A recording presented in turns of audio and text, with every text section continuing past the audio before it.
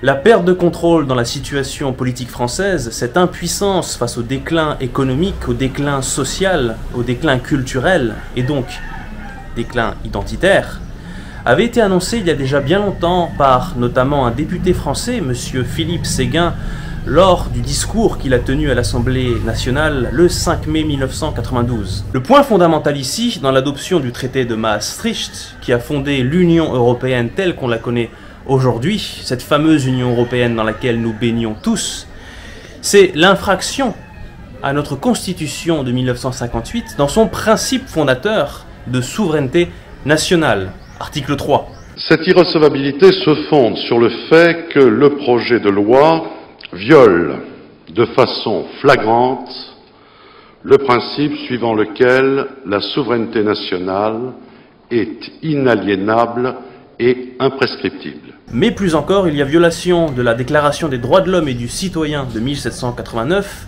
dans ses articles 3 et 6. Il existe en effet, au-dessus même de la charte constitutionnelle, des droits naturels, inaliénables et sacrés, à savoir pour nous les droits de l'homme et du citoyen tels qu'ils ont été définis par la Déclaration de 1789.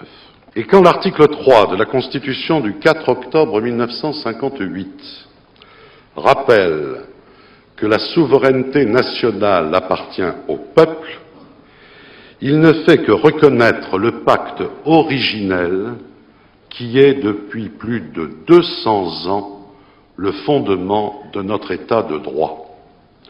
Nulle assemblée ne saurait donc accepter de violer délibérément ce pacte fondamental. Mais une fois ce viol de la souveraineté commis, il va en découler nécessairement tout un enchaînement de conséquences que nous vivons encore aujourd'hui bien sûr, mais que nous vivons de plus en plus intensément, puisque le contrôle qu'exerçait le peuple autrefois sur la nation continue de se réduire comme peau de chagrin. Philippe Séguin rappelle bien que la souveraineté n'est pas quelque chose qui se partage. On est souverain ou on ne l'est pas. La souveraineté, c'est la suprématie, c'est-à-dire, pour une nation, c'est le pouvoir de décider de tout en ce qui la concerne. Il s'agit là d'une notion globale, indivisible comme un nombre premier. On est souverain ou on ne l'est pas, mais on ne l'est jamais à moitié. La souveraineté est par essence un absolu qui exclut toute idée de subordination et de compromission.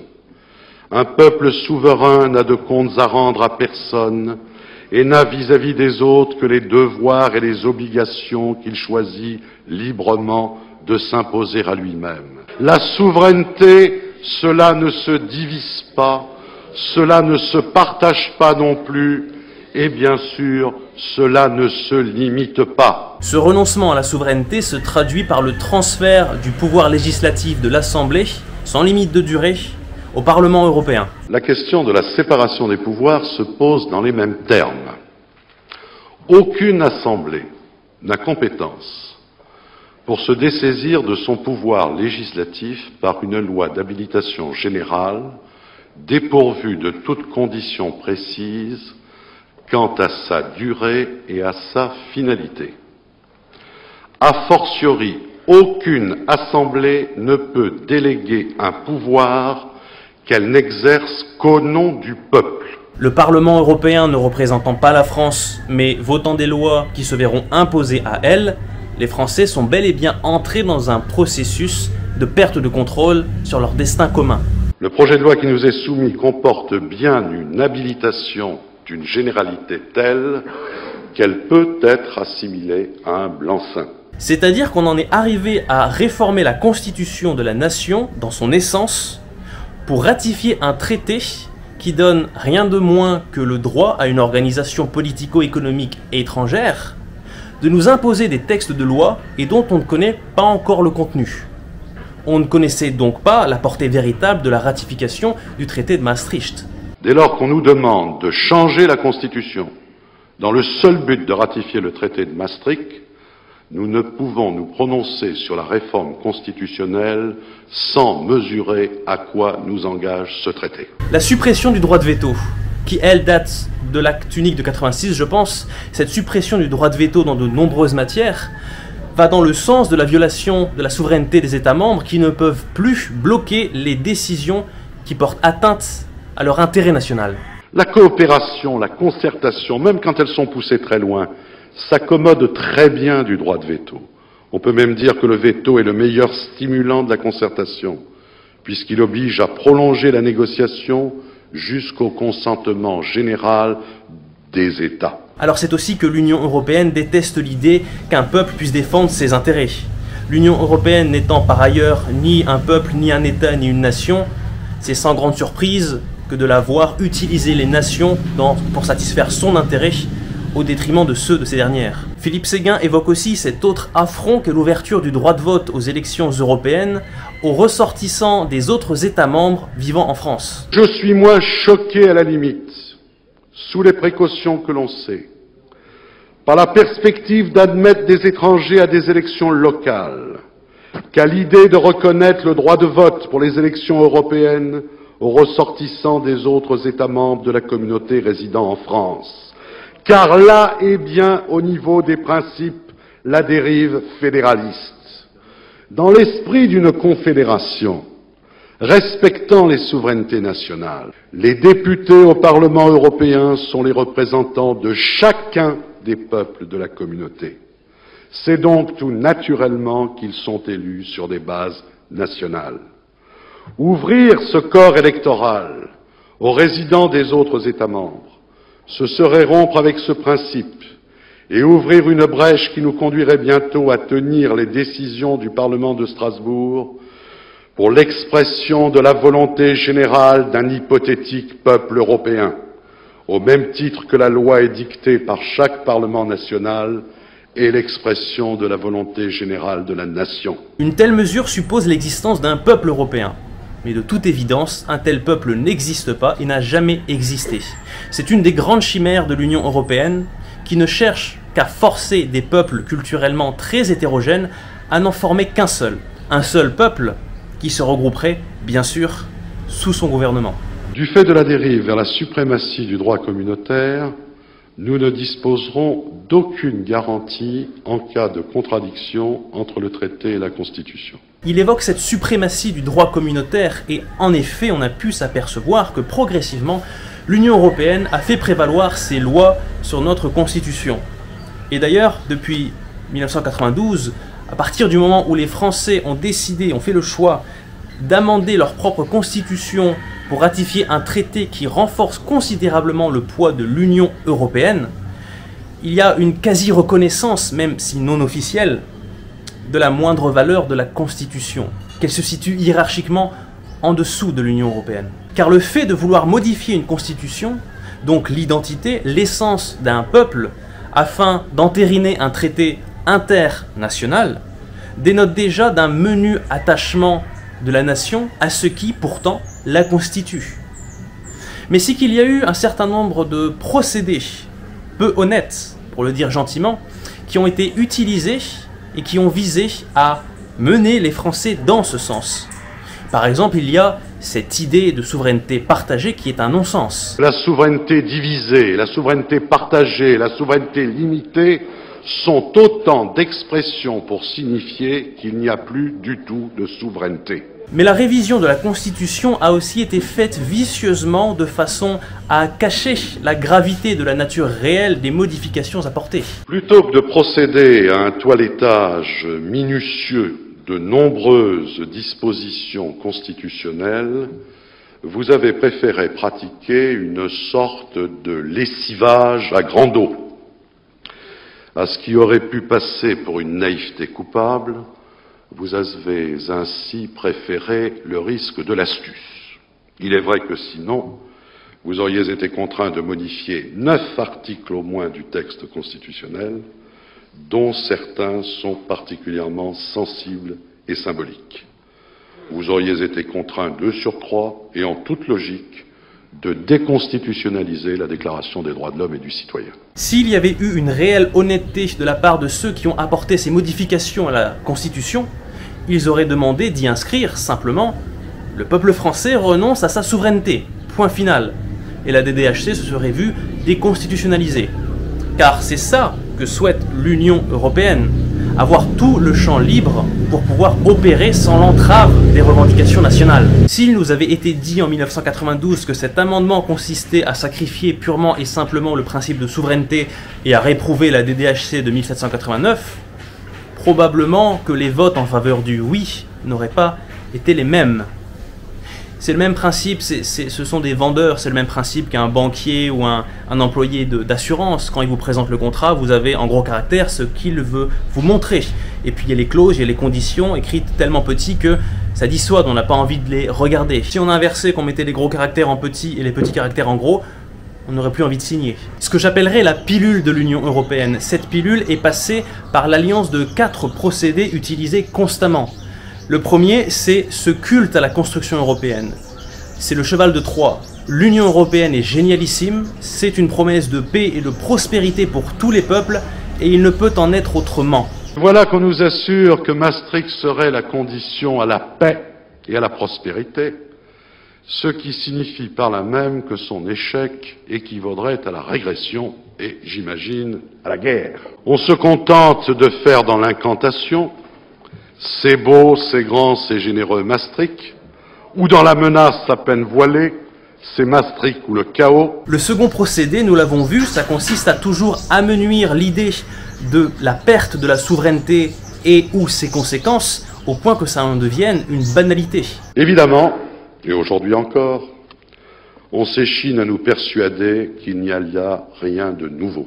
Sans parler de ceux qui nous ont expliqué tour à tour que Maastricht était parfaitement conforme à la Constitution, puis que la ratification imposait la révision, que Maastricht était l'acte le plus important depuis la Seconde Guerre mondiale, puis qu'il n'était jamais que le prolongement du traité de Rome et de l'acte unique. Oh, je sais bien qu'on veut à tout prix minimiser les enjeux et nous faire croire que nous ne cédons rien d'essentiel en ce qui concerne notre indépendance.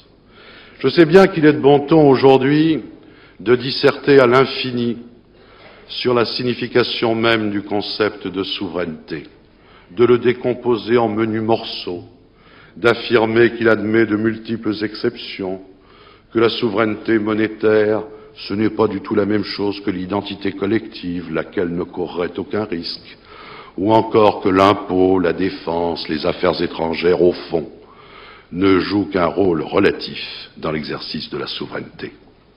Toutes ces arguties, en réalité, n'ont qu'un but, vider de sa signification ce mot gênant pour qu'il n'en soit plus question dans le débat. Il est temps de nous demander comment nous en sommes arrivés à considérer cette question incongrue, il y a quelques mois encore, comme presque banale. Comment nous en sommes arrivés à considérer la rupture de notre pacte social, sinon comme normale, du moins comme nécessaire. La troisième technique est celle du saucisson. Vous savez, traité après traité, on empiète de plus en plus sur l'identité française au point de ne plus rien laisser. La méthode est habile. En présentant chaque abandon parcellaire comme n'étant pas en soi décisif, on peut se permettre d'abandonner un à un les attributs de la souveraineté sans jamais convenir qu'on vise à la détruire dans son ensemble.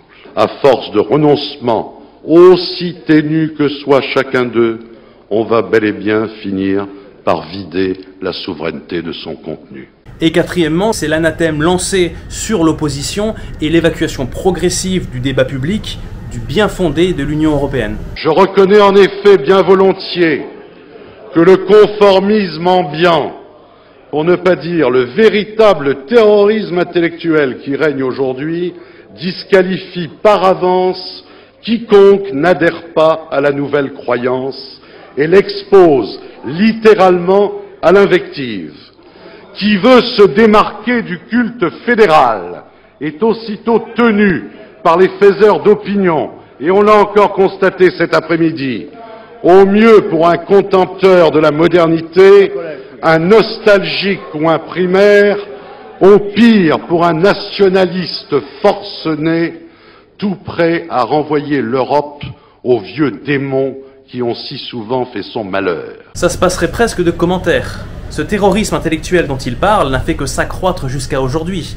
Progressivement, au fur et à mesure des années, les médias ont verrouillé le débat pour empêcher maintenant toute opposition à ce culte à la construction européenne. Ensuite, il y a le fameux sophisme du renfermement sur soi et de l'autarcie autodestructrice. Comme si le respect des souverainetés interdisait la coopération, l'ouverture, la solidarité, comme si les États souverains en étaient fatalement réduits à un splendide isolement et condamnés à une politique frileuse de repliement sur eux-mêmes. Si l'argument de la taille ne convainc pas, on tient en réserve l'une de ses variantes. Elle consiste à condamner la tentation de l'autarcie. En quoi donc le rejet de l'autarcie a-t-il quelque chose à voir avec la prétendue nécessité d'une Europe fédérale? La réponse est simple, cela n'a rien à voir. Il y a des siècles que les échanges internationaux se développent, et depuis 1945, ils ont enregistré une formidable progression, contribuant à la prospérité et à l'accroissement des niveaux de vie. A-t-on eu besoin pour cela de réduire le nombre des nations? Leurs frontières politiques ont-elles fait obstacle à cette évolution? Les particularismes nationaux ont-ils compromis l'allocation des ressources, freiné l'innovation, ralenti la croissance? Dans les faits, n'est-ce pas tout le contraire qui s'est passé? Et n'est-ce pas le pays qui en a le plus profité, le Japon, qui est aussi le plus rebelle à tout système qui l'intégrerait? Je rappelle au passage que la Suisse, la Norvège et l'Islande sont des pays qui ne font pas partie de l'Union européenne, mais qui sont pourtant européens. Et si on observe leurs données macroéconomiques, comme le taux de chômage, le produit intérieur brut, on s'aperçoit qu'elles sont en général largement préférables à celles de la France. Ce sont aussi les pays qui ont le meilleur indice de développement humain, IDH. Ils sont en tête de tous les pays du monde, la Suisse étant le numéro 1. La Suisse qui n'a rien d'un pays replié sur lui-même. Il fait du commerce avec le monde entier. Il a d'ailleurs un solde commercial excédentaire. En Suisse, il se déroulent des réunions internationales. Et pourtant, il pèse toujours sur la France cette menace de l'exclusion de l'autarcie si jamais elle se risquait à sortir de l'Union européenne. Un argument de la plus grande mauvaise foi. N'observe-t-on pas des réussites éclatantes qui ne doivent rien à l'immensité, au Japon, à Taïwan, en Corée du Sud, voire même dans les villes-États comme Singapour ou Hong Kong? Il y a aussi l'argument antidémocratique par excellence, qui veut que le peuple soit trop incompétent, qu'il soit trop con en fait, pour qu'on lui laisse une place dans le débat et qu'on le laisse décider. Alors bien sûr, on peut toujours prétendre, comme on commence à le faire ça et là, que la question est beaucoup trop technique pour être valablement abordée lors d'un débat public, dans un climat passionnel, à un moment de la conjoncture qui ne s'y prête pas, et devant des électeurs dont il est avantageux de postuler l'incompétence. Si on va au référendum, c'est livrer l'Europe aux surenchères, aux passions, à la récupération politique. Nous ne ferons pas l'erreur de David Cameron, rassurez-vous. Nous n'allons pas faire de référendum pour la sortie de la France de l'Union européenne, ça je puis vous l'affirmer. Parce que nous savons comment ça marche. Nous savons. Nous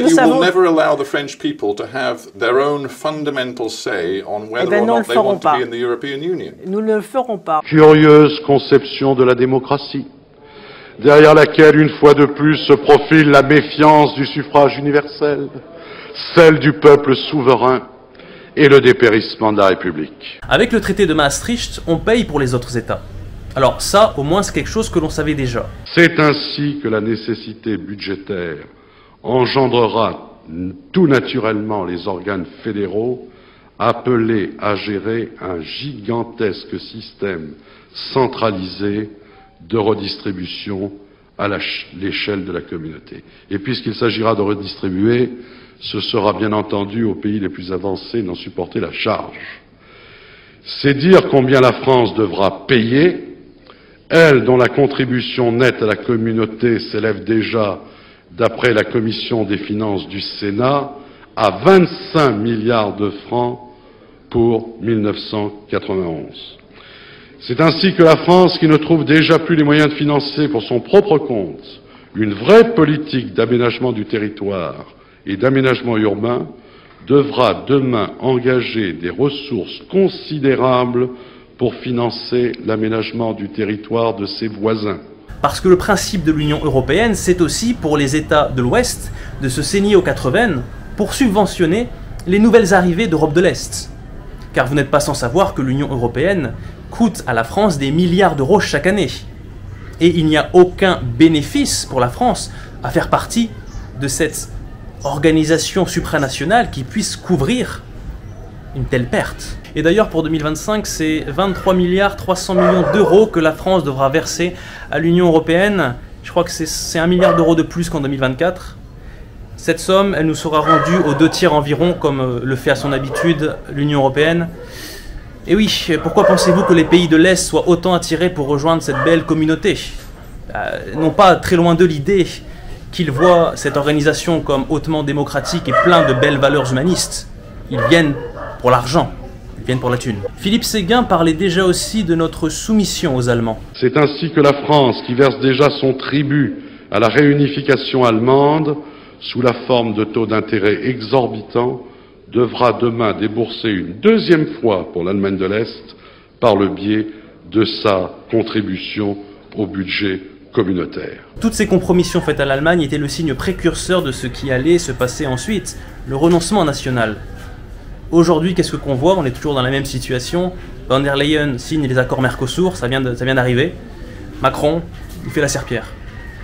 Ensuite, Philippe Séguin parle des problèmes économiques, monétaires liés à l'Union européenne et à l'euro, et toujours dans ce contexte de soumission à l'Allemagne. Il prend aussi le temps d'expliquer que le fédéralisme des nations est un principe utopique, concrètement irréalisable, et qui ne trouve aucune justification historique. En vérité, le fédéralisme ne marche bien que lorsqu'il procède d'un État-nation. Je renvoie évidemment au discours dans son intégralité. L'Europe n'ayant rien d'une nation, vouloir forcer des peuples aux intérêts de toute évidence divergents à ne former qu'une seule et même nation est une grave erreur. C'était le projet de l'Union soviétique. Et là, on est dans le contre-exemple parfait du proverbe « l'union, c'est la force ». Pour qu'il y ait une démocratie, il faut qu'existe un sentiment d'appartenance communautaire suffisamment puissant pour entraîner la minorité à accepter la loi de la majorité. Et la nation, c'est précisément ce par quoi ce sentiment existe. Et lorsque Philippe Séguin, face à François Mitterrand, mettait en avant cette infraction flagrante de la souveraineté qui est au cœur de la volonté de la construction européenne, le président de l'époque n'y voyait pas le moindre problème. Nos institutions nationales sont entièrement respectées. Du moins, c'est ce qu'il disait. La grande problématique qui est posée ici dans toute cette affaire ne se situe pas au niveau des éternelles querelles politiques droite-gauche, car ici il s'agit du destin de la France, il s'agit de sa survie. Et je ne parle pas ici au nom d'une France contre l'autre, car dès lors qu'il s'agit de la France, de la République et de la démocratie, il ne peut pas être question de la droite et de la gauche. Ce qui est en jeu est au-delà des partis, au-delà des clivages les plus naturels, au-delà des oppositions les plus légitimes, au-delà des querelles les plus anciennes, puisque l'enjeu n'est rien de moins que notre communauté de destin. La question reviendrait à être, voulons-nous de la France ou voulons-nous autre chose? Quand on prend un peu de recul, il se démarque grossièrement deux camps. Celui qui opte pour une société mondialisée et celui qui veut un monde international. C'est le monde d'aujourd'hui. Dans cette affaire éminemment politique, le véritable et le seul débat oppose donc d'un côté ceux qui tiennent la nation pour une simple modalité d'organisation sociale désormais dépassée dans une course à la mondialisation qu'ils appellent de leur vœu, et de l'autre, ceux qui s'en font une toute autre idée. La nation, pour ceux-ci, c'est quelque chose qui possède une dimension affective et une dimension spirituelle. C'est le résultat d'un accomplissement, le produit d'une mystérieuse métamorphose par laquelle un peuple devient davantage qu'une communauté solidaire. presque un corps et une âme. Seulement aujourd'hui, parce que nous avons largement entamé le chemin de l'abandon de la nation, s'enchaînent à la tête de notre État des personnes qui suivent les directives de puissances étrangères. Ces personnes n'ont d'ailleurs pas de réelle autorité sur le peuple, puisqu'elles ne leur rendent aucun compte. Leurs comptes, elles les rendent à ceux dont elles reçoivent les directives. Le meilleur service que nous pouvons rendre à l'Europe, c'est donc de nous engager résolument sur la voie du redressement national. C'est de restaurer notre cohésion nationale, c'est de restaurer l'autorité de l'État. Les Français semblent avoir cette fâcheuse habitude au renoncement. Et en France aujourd'hui, on sent cette ambiance de fatalité. On a accepté un traité, des traités en réalité, qui allaient à l'encontre d'un point fondamental dans notre Constitution. Et ainsi on a laissé entrer le loup dans la bergerie. Et ce loup, maintenant, essaie d'imposer la primauté de ses lois sur la Constitution des États. Au lieu de continuer à désespérer la jeunesse de ce pays, il faut enfin lui poser la question cruciale que chacun élude soigneusement, la seule question qui vaille dans ce débat. Est-ce qu'on garantira plus aisément la paix, la prospérité, la démocratie, le bonheur, les conditions les plus favorables à l'épanouissement personnel et aux grands élans collectifs, en renonçant à notre souveraineté ou bien en la préservant? Et Philippe Séguin termine son discours en disant que c'est debout que l'on écrit l'histoire. Être debout, ce n'est pas subir les choix que d'autres font pour nous. Être debout, c'est être l'auteur de ces décisions.